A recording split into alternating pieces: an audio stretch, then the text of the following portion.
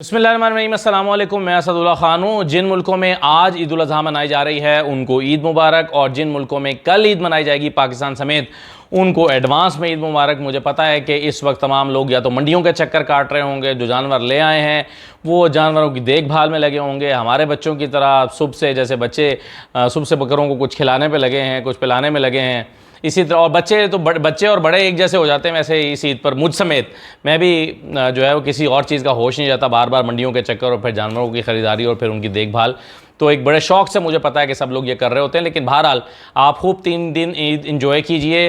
ईद का पहला दिन 17, 18, 19, दूसरा तीसरा दिन मनाइए, और फिर 19 के बाद आएगी 20 तारीख। जब 20 तारीख आएगी तो 3 बहुत अहम मुकद्दमात लगे हुए हैं अदालतों में, मुख्तलिफ़ अदालतों में, और उनकी समाअत जो है वो 20 तारीख को होने जा रही है। कौन कौन से अहम मुकद्दमात हैं, क्यों वो इतने अहम हैं, ज़रा इस पर हम बात कर लेते हैं पहले। और एक दो चीज़ें मैं आपसे और डिस्कस करता हूँ। मुझे पता है कि आप ज़हनी तौर पर ईद की छुट्टियों पर हैं, लेकिन और इसीलिए मैं ज़रा वीडियो को भी मुख्तसर रखूँगा।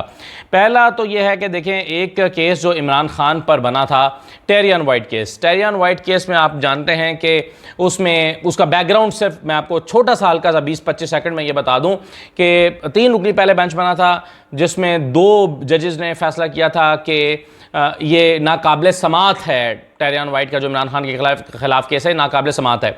उसके बाद चीफ जस्टिस आमिर फारूक ने ये बेंच तहलील कर दिया था, हालांकि फ़ैसला आ चुका था। फ़ैसला आने के बाद बेंच तहलील करने की दुनिया में कोई मिसाल नहीं मिलती।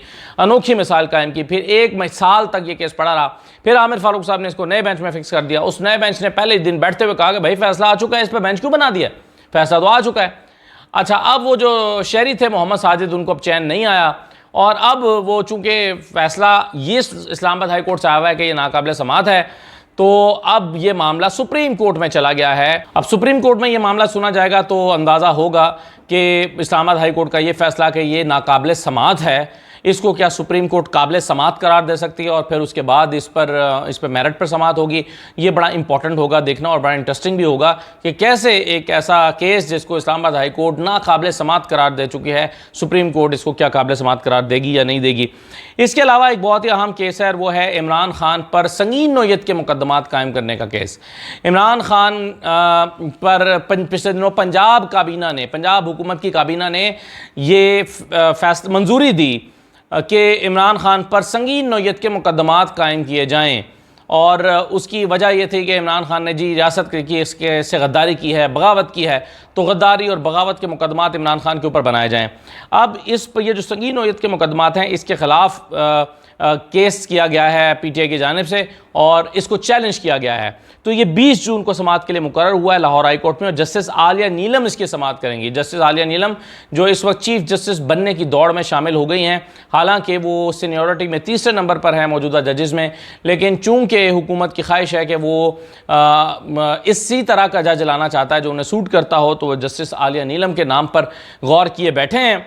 अब देखें कि इसको वो कानूनी तौर पर कैसे मुमकिन बनाते हैं। लेकिन बहरहाल इन्हीं जस्टिस आलिया नीलम के पास इमरान खान पर संगीन नौयत के मुकदमात के क़याम के हवाले से जो पंजाब की काबीना की मंजूरी है, उसके ख़िलाफ़ जो दरख्वास्त दायर की गई है वो समाअत होगी उसकी।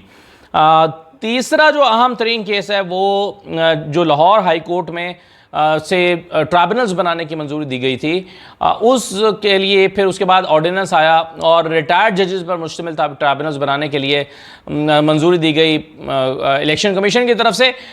अब इसमें सलमान अकरम राजा साहब ने इसको चैलेंज किया, और सलमान राजा साहब ने जो चैलेंज किया है उसकी समाअत होने जा रही है। और सबसे इंपॉर्टेंट बात यह है कि इसकी समाअत जस्टिस शाहिद करीम साहब कर रहे हैं। क्यों इंपॉर्टेंट है? कोई भी जज समाअत कर सकता है, लेकिन जस्टिस शाहिद करीम साहब का समाअत करना क्यों इंपॉर्टेंट है? क्योंकि जस्टिस शाहिद करीम ही वो जज हैं जिन्होंने पिछले दिनों ये फैसला दिया था कि सुप्रीम के लाहौर हाई कोर्ट ने जो ट्राइब्यूनल्स बनाने का हुक्म दिया है या नाम दिए हैं, इलेक्शन कमीशन उसको मानने का पाबंद है। और जस्टिस शाहिद करीम ने ही ये फैसला दिया था कि इलेक्शन कमीशन की राय पर हाई कोर्ट के चीफ जस्टिस की राय को तरजीह हासिल है, और वो हतमी तौर पर जो उनकी राय होगी वही मानी जाएगी। फिर उन्होंने कहा था, ऑर्डर किया था कि election commission of Pakistan in tribunals को फौरी तौर पर नोटिफाई करे, और अगर 7 दिन के अंदर अंदर नोटिफाई नहीं किया जाता तो ये आज खुद ये ट्राइब्यूनल्स बन जाएंगे। ये वही जस्टिस शाहिद करीम है और इन्हीं के पास अब ये समाअत केस जो है वो समाअत के लिए फिक्स हुआ है। सलमान राजा साहब की ये दरख्वास्त है और सलमान राजा साहब की ये दरख्वास्त जो है वो सुनी जाएगी, जिसमें रिटायर्ड जजेस को इलेक्शन ट्रिब्यूनल पर लगाने के हवाले से सलमान राजा साहब दलाल देंगे और कहेंगे कि रिटायर्ड जजेस को नहीं लगाया जा सकता एज इलेक्शन ट्रिब्यूनल, और इसमें क्या कबाहतें मौजूद हैं ये तमाम चीज़ें उसमें डिस्कस होंगी। और चौथी चीज़ जो बहुत ही इंपॉर्टेंट है वो भी 20 तारीख को उसकी समाअत होने जा रही है और वो ये है कि मरियम नवाज़ जो PP 159 से जीती हुई हैं, मरियम नवाज़ की PP 159 से जहाँ से वो जीत के MNA बनी है, महर शराफत जहाँ से जो क्लेम करते हैं कि वो जीते हैं, तो महर शराफत और बमुकाबला मरियम नवाज़ उनकी कामयाबी के ख़िलाफ़, मरियम नवाज़ की कामयाबी के ख़िलाफ़ PP 159 से दरख्वास्त जो है वो ट्राइब्यूनल में समाअत के लिए मुकर्रर हो गई है और जस्टिस सुल्तान तनवीर अहमद जो हैं वो 20 जून को समाअत करेंगे। तो मरियम नवाज़ के PP 159 से जो जीत है उसको चैलेंज किया गया ट्राइब्यूनल के अंदर और उनकी समाअत भी होने जा रही है इलेक्शन ट्रिब्यूनल में। तो ये 4 बड़े इंपॉर्टेंट केसेस हैं जो ईद के फ़ौरन बाद फिक्स होना है। इसमें से 3 केसेस तो 20 तारीख को ही फिक्स हो रहे हैं। तो ये बड़े इंपॉर्टेंट केसेस हैं जो सारे ईद के फ़ौरन बाद फिक्स होंगे। मैंने कहा था कि मैं वीडियो को मुख्तसर रखता हूँ, तो फिर मैं बस आखिरी 1-2 बातें कर दूँ।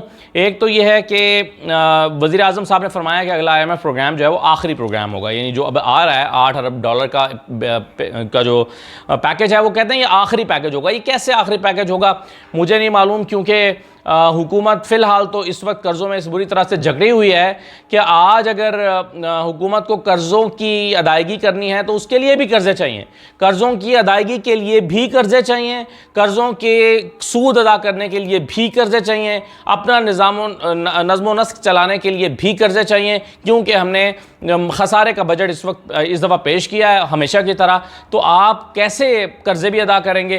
कर्ज़ों को रोल ओवर करना भी ज़रूरी है, कर्ज़ों की अदायगी के लिए मज़ीद कर्ज़ों की ज़रूरत है। तो शहबाज शरीफ साहब किस तरह दावा कर रहे हैं कि हमारा ये आखिरी प्रोग्राम होगा?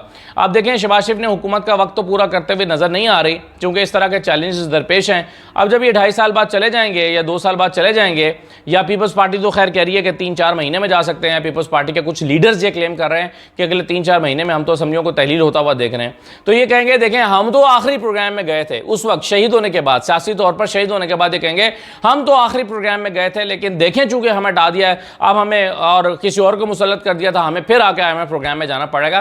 क्योंकि ये बातें हम पहली दफ़ा नहीं सुन रहे, ये हम बातें सुनते सुनते हम भी बूढ़े होना शुरू हो गए हैं और ये बातें सुनते सुनते जो हैं वो हमारे भी कान पक गए हैं। इस तरह की बातें कि जी ये आखिरी प्रोग्राम है, हमने तो कभी कशकोल नहीं उठाया, हमने तो कभी भीख नहीं मांगी, हालांकि 3 प्रोग्राम पहले कर चुकी है IMF के साथ नून लीग और एक मरतबा फिर ये प्रोग्राम करने जा रही है। तो ये दावे जो हैं वो हकीकत पर मबनी दिखाई नहीं देते। और दूसरी तरफ एक तरफ खुशी के शादियाने बजाए जा रहे हैं और कहा जा रहा है कि जनाब देखें कमाल हो गया, पेट्रोल सस्ता कर दिया, पेट्रोल सस्ता कर दिया। एक तो मैं आपको बता दूं, पेट्रोल अब आइंदा जो है वो चूंकि पेट्रोलियम लेवीज पे इम्पोज हो रही है तो ये पेट्रोल महंगा ही होगा। यानी मेरी एक नून लीग के साहब से बात हो रही थी जो मौशी टीम में वज़ीर आज़म के, वो कह रहे थे कि हम इसको इस तरह से इम्प्लीमेंट करेंगे कि जैसे ही ये पेट्रोल आलमी मंडी में कम हुआ करेगा तो हम लेवी लगा दिया करेंगे, यानी हम उसकी जो कमी है वो आवाम तक मुंतकिल नहीं करेंगे, बल्कि लेवी लगा के गैर महसूस तरीके से जो है वो हम आवाम से ये लेवी कलेक्ट करेंगे। तो पेट्रोल की कीमतों में कमी का जो बेनिफिट है वो आवाम को ट्रांसफ़र नहीं हुआ करेगा। एक तरफ तो ये यहाँ पर बहरहाल खुशी के शादियाने बजा रहे हैं कि देखिए हमने पेट्रोल सस्ता कर दिया, लेकिन दूसरी तरफ रोज़ बिजली महंगी हो रही है। कभी मैं आपको बताता हूँ अक्सर कि कभी 3 रुपये महंगी हो गई, कभी 2.5 रुपये महंगी हो गई, कभी 1.5 रुपये महंगी हो गई, और अब नेपरा ने एक मरतबा फिर कहा है कि 3 रुपये 41 पैसे बिजली महंगी की जाए, 3 रुपये 41 पैसे। तो बिजली रोज़ महंगी की जा रही है। अब 3 रुपये 41 पैसे जो है ये कैसे बिजली होगी, इसको कैसे मतलब अफोर्ड किया जाएगा ये मुझे नहीं पता।